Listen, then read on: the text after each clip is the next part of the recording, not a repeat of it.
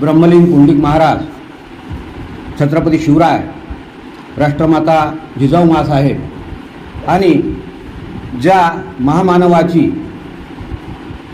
पुण्यतिथी साजरी करण्यासाठी आज आपण इथे एकत्र जमलेलो आहोत, असे कृषीरत्न, शिक्षणतज्ज्ञ, थोर विचारवंत, सामाजिक क्रांतीचे प्रणेते डॉक्टर पंजाबराव उपाख्य भाऊसाहेब देशमुख या समस्त सुधारकांच्या, महापुरुषांच्या पावन स्मृतींना सर्वप्रथम अभिवादन करतो। व्यासपीठावर उपस्थित आदरणीय प्राचार्य राजपूत सर, आमच्या ज्येष्ठ भगिनी डॉक्टर अलका मानकर मॅडम, आयोजक, उपस्थित सर्व प्राध्यापक, प्राध्यापिका आणि माझ्या लाडक्या विद्यार्थी मित्रांनो, भाऊसाहेबांचे नाव घेतले की त्यांचे अफाट आणि अचाट असे कार्य आपल्यासमोर उभे राहते। अनेक वेगवेगळ्या क्षेत्रात आपला ठसा उमटविणारे भाऊसाहेब हे प्रखर बुद्धिवादी होते। त्यांचे जे राजकीय कार्य आहे, जी राजकीय अशी उत्तुंग झेप आहे, ती त्यांच्या कष्टातून, त्यांच्या श्रमाच्या सातत्यातून आणि त्यांची वैयक्तिक योग्यता होती।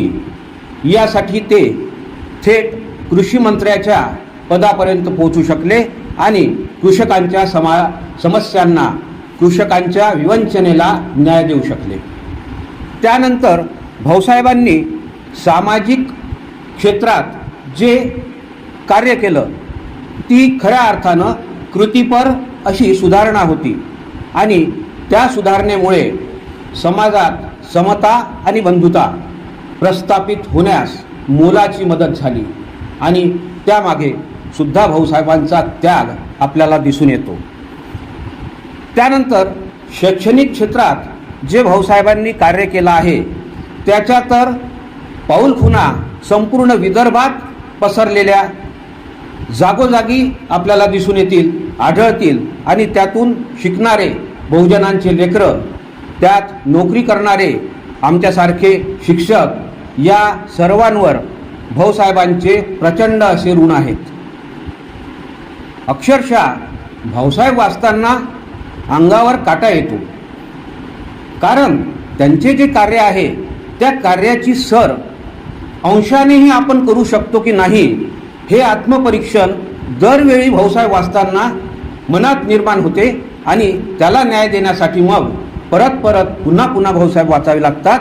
त्यांच्या जीवनाचे जे विविध पैलू आहेत ते अभ्यासावे लागतात आणि त्यातून आपली विचार शुद्धता करून घ्यावी लागते हो मित्र हो। यानंतर भाऊसाहेबांचा सर्वात महत्त्वाचा आणि जिव्हाळ्याचा विषय म्हणजे शेतकरी आणि शेती। शेती आणि शेतकऱ्याच्या उन्नयनासाठी, शेतीच्या सर्वांगीण विकासासाठी, शेतकऱ्याच्या जीवनाच्या प्रगतीसाठी भाऊसाहेबांनी केलेले कार्य, जेव्हा 2 टर्ममध्ये भाऊसाहेब देशाचे कृषी मंत्री होते त्यावेळेस वेगवेगळ्या पद्धतीने वेगवेगळ्या योजना राबवून आणि त्याची प्रभावीपणे अंमलबजावणी कशी करता येईल याचा विचार करून शेतकऱ्याला न्याय देण्याचे कार्य खऱ्या अर्थाने भाऊसाहेबांनी केले आणि म्हणूनच त्यांना आपण कृषीरत्न, भौमर्षी असं म्हणतो। आता हे सगळं भाऊसाहेबांचं कार्य दृश्य अदृश्य स्वरूपात आपल्यासमोर आहे आणि या सर्व प्रचंड व्यापातून काम करत असताना आणि हा व्याप सांभाळण्याआधी भाऊसाहेबांच्या एका बुद्धिमत्ता या पैलूकडे जे सुशिक्षितांचं दुर्लक्ष झालं ते म्हणजे भाऊसाहेबांचा प्रबंध। भाऊसाहेबांनी घेतलेला धर्मशोध, भाऊसाहेबांनी आपल्या प्रबंधातून केलेली धर्मचिकित्सा ही थोडी दुर्लक्षित राहिली, कारण भाऊसाहेबांचे कार्य मुख्यतः बहुजनांसाठी, कष्टकऱ्यांसाठी आहे आणि त्यांच्या बुद्धिमत्तेची झेप इतकी उत्तुंग आहे की तिथवर आपले विचार पोहोचत नाहीत, परंतु सुशिक्षितांनी त्याकडे कानाडोळा करणं म्हणजेच तो भाऊसाहेबांचा जो पैलू होता तो थोडा दुर्लक्षित राहणं स्वाभाविक होतं। आणि अशा वेळी आज योगायोगाने भाऊसाहेबांची 61वी पुण्यतिथी आहे आणि भाऊसाहेबांचा प्रबंध सादरीकरण साल होतं 1926. म्हणजे आज बरोबर 100 वर्ष भाऊसाहेबांच्या प्रबंधाचं सादरीकरण होऊन झालेलं आहे. त्यानंतर 1933मध्ये ऑक्सफोर्ड प्रेसने तो प्रबंध छापून ग्रंथरूपात आपल्यासमोर मांडला आणि तो मुळात इंग्लिशमध्ये असल्यामुळे त्यानंतर त्याचं भाषांतर मराठी आणि हिंदी या 2 भाषांमध्ये करण्यात आलं आणि त्यानंतर खऱ्या अर्थानं आपण त्या प्रबंधात असणारी धर्मचिकित्सा आणि धर्मशोध जाणून घेऊ शकलो. भाऊसाहेब विलायतेला जेव्हा गेले त्यानंतर प्रथम एडिनबरो विद्यापीठात त्यांनी प्रवेश घेतला MA संस्कृत. त्यावेळी तत्त्वज्ञान आणि संस्कृत हे त्यांचे 2 मूळ विषय होते. त्या काळी त्यांना त्यांच्या बुद्धिमत्तेच्या जोरावर संस्कृत आणि तत्त्वज्ञान याचा अभ्यास करत असताना त्या अभ्यास करण्याची गती इतकी तीव्र होती की त्यांना त्या काळी 100 पाऊंडाची व्हॅनिस डनलॉप ही शिष्यवृत्तीसुद्धा मिळाली. आता इथूनच भाऊसाहेबांच्या विलायतेतील कामाची शिक्षणाची चुणूक दिसायला लागली होती. अनेक पाश्चात्य बुद्धिवंत हतप्रभ झाले. त्यांची अफाट बुद्धिमत्ता पाहून त्यांचे डोळे दिपून गेले आणि अशावेळी मग ऑक्सफोर्ड विद्यापीठात त्यांनी शोध प्रबंधासाठी आपले कार्य सुरू केले. भाऊसाहेबांच्या शोध प्रबंधाचा विषय होता वैदिक साहित्यात किंवा वैदिक वाङ्मयात धर्माचा उद्गम आणि विकास. त्यापुढे त्यांचा पारस्परिक आंतरिक संबंध हा भाग भाऊसाहेबांनी नंतर वगळला आणि धर्माचा उगम आणि विकास येथवरच आपलं संशोधन पूर्ण केलं. त्यांचे पहिले गाईड होते प्राध्यापक मॅकडोनेल. नंतर त्यांचं निधन झाल्यामुळे डॉक्टर कीथ यांच्या मार्गदर्शनात भाऊसाहेबांनी आपलं उर्वरित संशोधन पूर्ण केलं आणि ते पूर्ण केल्यानंतर जो वगळलेला भाग होता त्या वगळलेल्या भागामध्ये अपूर्ण असलेला तो प्रबंध ऑक्सफोर्ड विद्यापीठाला सादर केला आणि सादर केल्यानंतर त्याची योग्यता पडताळून पाहण्याची विनंती केली. ऑक्सफोर्ड विद्यापीठाने जे शीर्षक होतं त्या शीर्षकातील भाग वगळल्यामुळे भाऊसाहेबांना 2 प्रश्नपत्रिकांना सामोरे जाण्याची सूचना केली. त्यात सुद्धा ते अतिशय प्रभावीपणे उत्तीर्ण झाले आणि त्यानंतर लिंकन इन या हॉलमध्ये इंग्लंडच्या सम्राटासमोर भाऊसाहेबांना DPhilची पदवी देऊन गौरविण्यात आलं. मित्रहो, 100 वर्ष झाल्यामुळे या विषयाचं औचित्य आज साधण्याचा माझा हेतू होता आणि त्या प्रबंधाचं जे शीर्षक आहे त्या शीर्षकापासून आणि त्यातली जी 14 प्रकरणं आहेत त्याचा थोडक्यात आढावा घेण्याचा मी प्रयत्न करणार आहे. कारण त्या विषयाचा आवाका, त्या विषयातली खोली आणि त्या विषयाचा व्याप इतका व्यापक आहे की तो सहजासहजी बुद्धिवंतांच्या साहित्यिकांच्या सुद्धा पचनी पडण्यासारखा नाही. तरीही प्रत्येकाने आपापल्या बुद्धिमत्तेप्रमाणे त्याचा वेध घ्यावा, त्याचं वाचन करावं, त्यावर होईल तितकं मंथन करावं आणि त्यातून काही नवनीत जर आपल्याला बाहेर काढता आलं तर अवश्य आपल्यासारख्या बुद्धिवंतांनी त्याचा विचार करावा असं माझं प्रांजळ मत आहे. मित्रहो, भाऊसाहेबांचा जो प्रबंध होता त्या प्रबंधाचं शीर्षक होतं वैदिक साहित्यात धर्माचा उगम आणि विकास. धर्माचा उगम आणि विकास सांगताना भाऊसाहेबांनी 4 विभागात आणि 14 प्रकरणात आपला प्रबंध सादर केला. धर्माच्या व्याख्येपासून तर धर्माच्या सामाजिक आशयापर्यंतचे सर्व पैलू आणि मध्यंतरी धर्मात झालेली स्थित्यंतरे, वेगवेगळ्या धर्माची जी तत्वे आहेत त्या तत्वांचा निष्कर्ष, त्या तत्वांचा अभ्यास आणि तसेच वेगवेगळ्या धर्मांचा तौलानिक अभ्यास असा हा संपूर्ण प्रबंध आहे, ज्यात सर्वप्रथम पहिलं प्रकरण जे आहे ते आहे धर्माच्या व्याख्येचं. धर्माच्या व्याख्येपासून भाऊसाहेबांनी आपल्या प्रबंधाला सुरुवात केली. त्याआधी जवळपास 200 व्याख्यांचं अध्ययन केल्यानंतर मॅक्स मुलर आणि हर्टलँड हे जे संस्कृतचे पंडित होते, या पंडितांनी ज्या व्याख्या धर्माच्या करून ठेवल्या होत्या की धर्म म्हणजे अनंताविषयी असणारी प्रचंड तळमळ, धर्म म्हणजे या सृष्टीला जाणून घेण्याची मानवी प्रवृत्ती, या सर्व व्याख्यांचा अभ्यास केल्यानंतर भाऊसाहेबांच्या चिकित्सक बुद्धीने 3 तत्वे असणारी धर्माची भाषा उदयास आली आणि त्या 3 तत्वांचा सार होता की धर्म हा सामाजिक असला पाहिजे. धर्माचा आशय हा सामाजिक असला पाहिजे, कारण धर्माचा आणि समाजाचा अतिशय जवळचा संबंध असतो. धर्म हा समूहासाठी असतो, धर्म हा वैयक्तिक नसतो आणि म्हणून धर्माचे स्वरूप हे सामाजिक असले पाहिजे. त्यानंतर भाऊसाहेबांनी दुसरं तत्व सांगितलं की धर्म हा आचारशील असतो.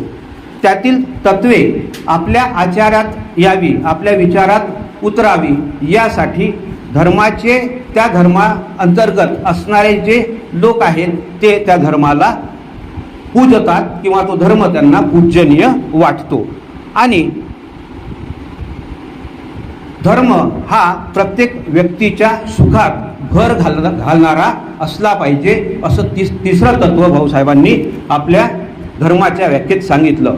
मग ते व्यक्तिसुख ऐहिक असो किंवा परलौकिक असो, परंतु व्यक्ती सुखात भर घालणे ही धर्माची 3 तत्वे सांगितल्यानंतर भाऊसाहेबांनी धर्माचा उगम शोधण्याचा प्रयत्न केला. धर्माच्या उगमाच्या ज्या भाकडकथा तत्कालीन प्राचीन साहित्यात लिहिलेल्या होत्या त्या सर्वांचा अभ्यास केल्यानंतर आणि शिवाय जे वेद आहेत, जे अनादी आहेत, जे अपौरुषीय आहेत, त्यांचा अभ्यास केल्यानंतर भाऊसाहेबांनी धर्माच्या निर्मितीविषयी, धर्माच्या उगमाविषयी सरळ उत्क्रांतीला कारणीभूत ठरवलेलं. म्हणजे माणूस उत्क्रांत झाला, त्या उत्क्रांतीशी थेट धर्माचा संबंध असला पाहिजे, असं आपल्या दुसऱ्या प्रकरणात भाऊसाहेबांनी मांडून ठेवलं आहे.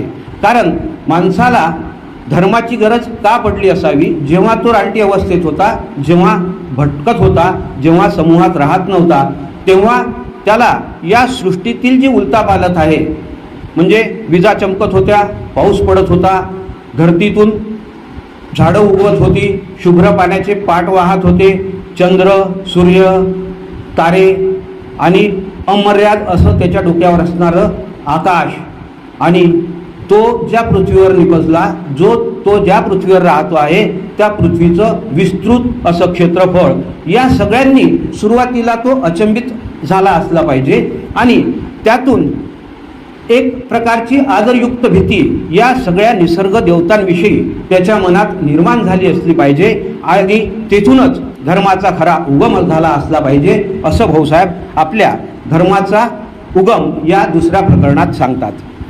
त्यानंतर यातुविद्या आणि युरो भारतीय धर्म या तिसऱ्या प्रकरणात जादूटोना, मंत्र आणि प्रार्थना या 3 गोष्टींची भाऊसाहेबांनी चिकित्सा केली आहे आणि परखडपणे स्वतःचं मत मांडलं आहे. ते यासाठी की मांत्रिक विद्या किंवा जादूटोना आणि त्यानंतर धर्मात झालेला बळीचा शिरकाव म्हणजे बलिदानाचा शिरकाव याविषयी भाऊसाहेबांनी प्रत्येक घटना, प्रत्येक गोष्ट अतिशय सुस्पष्टपणे आणि त्याचं व्यवस्थित पृथक्करण करून आपल्या प्रबंधात मांडली आहे. प्रार्थनेतून मंत्र निर्माण होऊ शकतो, परंतु मंत्रामुळे प्रार्थना निर्माण होत नाही. आणि बलिदानाचं स्वरूप जे सुरुवातीला अतिशय पारदर्शक आणि मनापासून होतं, ते कसं बदलत गेलं त्यानंतर विशिष्ट लोकांच्या हातात किंवा विशिष्ट लोकांच्या हस्तेच हे सगळं धर्माचरण झालं पाहिजे असा आग्रह ज्यावेळी धरला गेला त्यावेळेपासून धर्माचं प्रदूषण खऱ्या अर्थानं सुरू झालं असं आपल्याला म्हणता येईल. भाऊसाहेबांचं म्हणणं आहे की भारतीय आर्य आणि युरोपीय आर्य हे आधी एकत्र राहिले असले पाहिजेत आणि त्यांनी रानटी अवस्थेतील माणसाला जेव्हा समूहात तो राहू लागला त्यानंतर धर्माची उत्पत्ती झाली असली पाहिजे आणि धर्माचं स्वरूप हळूहळू बदलत गेलं असलं पाहिजे असं आपल्या प्रबंधात भाऊसाहेब सांगतात.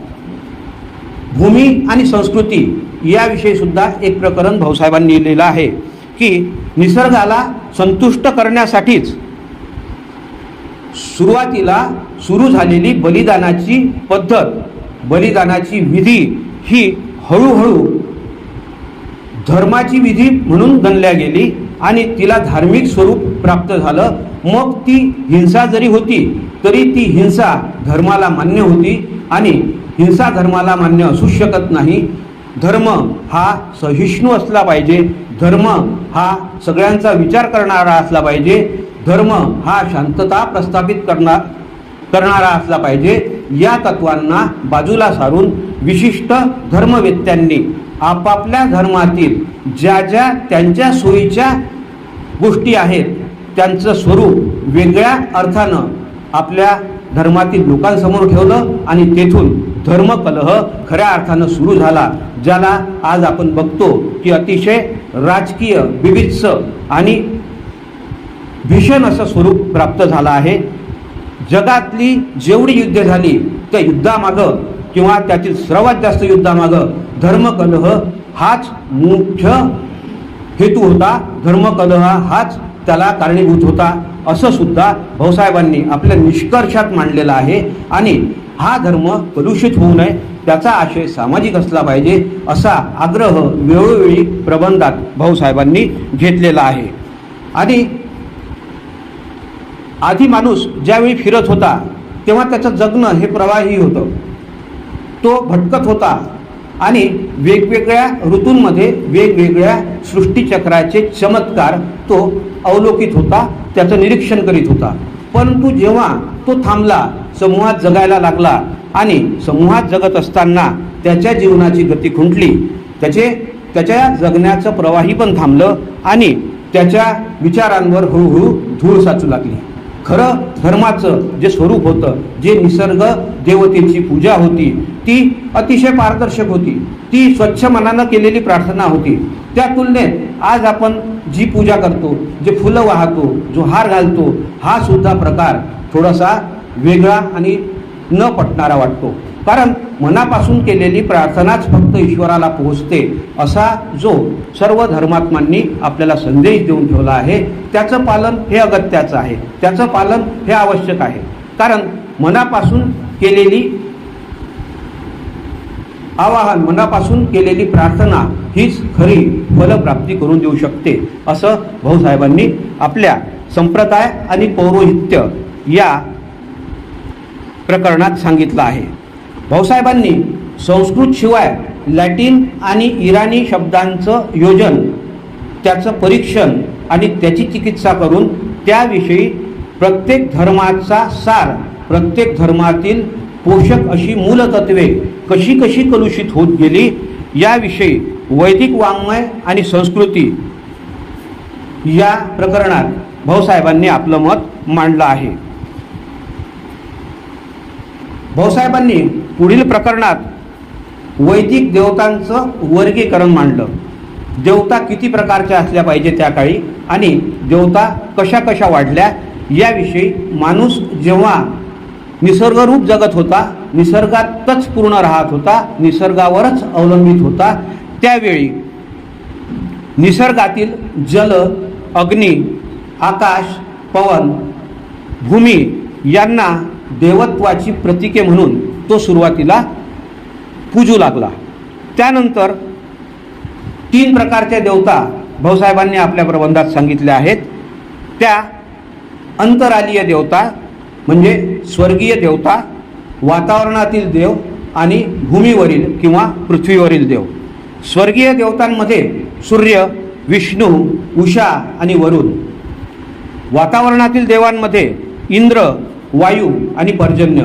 आणि पृथ्वीवरील देवामध्ये अग्नी, सोम आणि पृथ्वी. ही भूतलावरील देव अशी 3 प्रकारची देवांची वर्गीकरण करून भाऊसाहेबांनी आपल्या प्रकरणात पुढे सांगितलं आहे की देवांची संख्या कशी वाढत गेली. यासाठी भाऊसाहेबांना प्रामुख्याने जो आदिवेद ज्याला आपण म्हणतो ऋग्वेद, त्यातूनच उरलेले 3 वेद जन्मलेले असले पाहिजेत.